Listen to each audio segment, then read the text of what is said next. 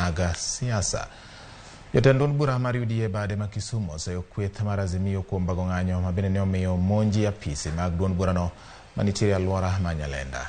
Jo UDA wacho ni ng'anyo manyo jo Azimio wacho ni gitimo mar sundo sirikal mondo mi ores jopiny, koro kelo mana lal ne jopiny ahinya to manyo oketh mwandugi kod joma nyoriwore e ng'anyono. Jotelogo medo seyo jowadgi manie kweth mar Azimio ka giwacho ni onego jo siasa otwagi weche mag dongruok ok cholo ng'anyo maketho lwasi mag tije kod ohala. Ne giwacho magi e boma ma Kisumu.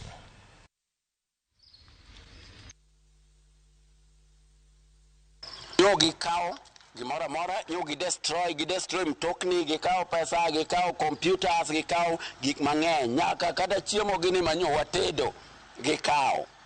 Ka gidwa ketho kae mondo ofis kik bedi.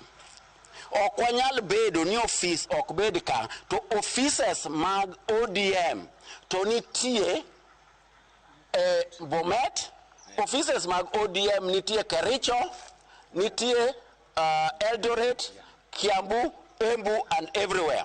Let them remove their offices. Gikongi goal offices gi mondo giwach ni koro offices mag jomoko ok bedi. Wakone jowa ni gima gidwa timo ni ok ber nikech offices mag ODM be ni kuonde moko ma e pinywa mar Kenya ni. To gima timore ni watiyo gi nyithindwa mondo oketh gige magwa wa joluo wawegi. Hapa nitiere jo ODM kata Eldoret, nitie jo ODM Narok, nitie jo ODM Kikuyu kocha Kiambu. Okapar ni nonyisgi kido moro maparo ni joluo nyisowa kaeni. Kata ambe aja luo, to timno makoro oketi yudhe timo ka, ok en gino moro maber. En gimoro monego bedni bedo condemned kabisa.